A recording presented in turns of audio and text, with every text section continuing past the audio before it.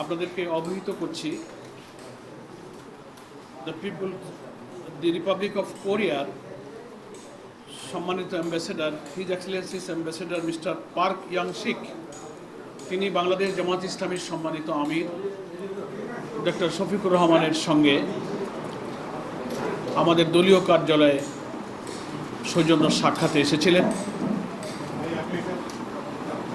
His Excellency's ambassador the Republic of কোরিয়ার সঙ্গে অত্যন্ত সৌহার্দ্যপূর্ণ পরিবেশে আমাদের সম্মানিত আমির জামাতের সঙ্গে দীর্ঘ সময় ধরে খোলামেলা দ্বিপাক্ষিক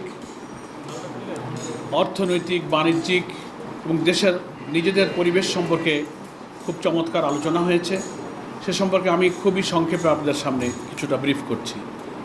আমাদের সঙ্গে আপনারা দেখতে পাচ্ছেন বাংলাদেশ জামাত ইসলামীর সম্মানিত সহকারী সেক্রেটারি জেনারেল, আমাদের প্রচার মিডিয়া বিভাগের প্রধান অ্যাডভোকেট এহসানুল মাহবুব জুবায়ের এবং আমাদের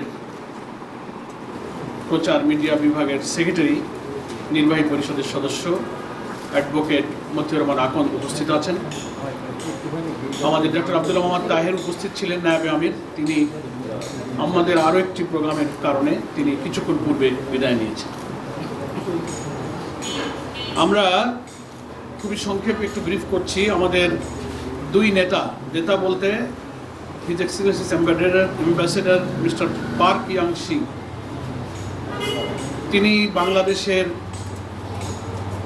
অগ্রসরমান উন্নয়নশীল অর্থনীতির দিকে খুবই ইঙ্গিত করেছেন যে একটা সম্ভাবনাময় অর্থনীতির দেশ হচ্ছে বাংলাদেশ। ফলে টেকসই অর্থনীতির জন্য, সাস্টেনেবল ইকোনমির জন্য আমাদের অনেক কিছু করবার সুযোগ, স্কোপ এবং সোর্স এখানে বিদ্যমান।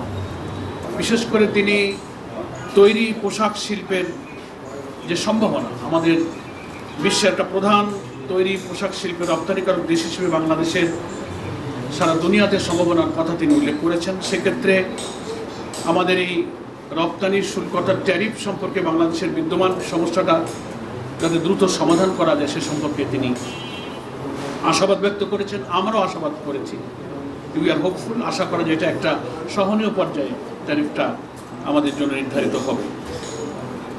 আমাদের আমির জামাত ডক্টর শফিকুর রহমান সাহেব বলেছেন যে আমাদের দেশটা ছোট কিন্তু বিপুল জনসংখ্যা, আমাদের অনেক সম্ভাবনাময় রিসোর্স, প্রাকৃতিক, সবুজ, বনভূমি, নদী নালা, সাগর সমৃদ্ধ মৌসুমী বায়ুর এই দেশে বিরাট সম্ভাবনা রয়েছে। আমরা যদি সৎ নেতৃত্ব এবং একটি সুষ্ঠু দেশ গঠনের জন্য আগামী নির্বাচনে বিভিন্ন সংস্কারের মধ্য দিয়ে একটা গণতান্ত্রিক উন্নয়নশীল সম্ভাবনাময় দেশ গঠনের যে প্রচেষ্টা চালিয়ে যাচ্ছি, সেক্ষেত্রে সম্ভব হলে আমরা এই দেশটাকে একটা করাপশন ফ্রি, একটা সাস্টেনেবল ইকোনমির দিকে নিয়ে যেতে পারি। এ ব্যাপারে আমাদের সম্মানিত আমির জামাত ওনার কাছে আশাবাদ ব্যক্ত করেছিল। কোরিয়ার অ্যাম্বাসেডার জানতে চেয়েছেন আগামী নির্বাচন, দেশের রাজনৈতিক পরিস্থিতি, সংস্কার পরিস্থিতি, নির্বাচন ইত্যাদি সম্পর্কে কিছু প্রশ্ন করেছেন। সে ব্যাপারে আমাদের সম্মানিত আমির জামাত বাংলাদেশের এসব বিষয়ে যে তথ্য সকলেই আমরা যেটা জানি সেগুলো উনি অবহিত করেছেন, যে আমরাও একটা গুরুত্বপূর্ণ মেজর ইস্যুতে সংস্কার করে একটা ঐক্যমত্য পর্যায়ে পৌঁছবার জন্য সরকার যে সহযোগিতা করে যাচ্ছে, জামাতের প্রতিনিধি দল ঐক্যমত্য কমিশনে প্রতিদিন নিরবিচ্ছিন্নভাবে সেখানে সময় দিচ্ছেন। আমরা আশা করি একটা ঐক্যমতের ভিত্তিতেই আগামী নির্বাচনে একটা সুষ্ঠু নিরপেক্ষ নির্বাচনের পরিবেশ ইনশাল্লাহ তৈরি হবে।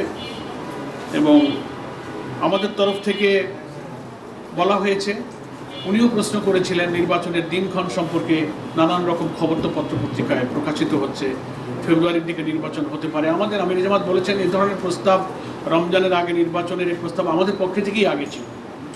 তো সেই সব বিষয়গুলো খুব খোলামেলা আলোচনা হয়েছে। নির্বাচনের পিআর পদ্ধতি প্রয়োগের সম্ভাবনা নিয়ে আলোচনা হয়েছে।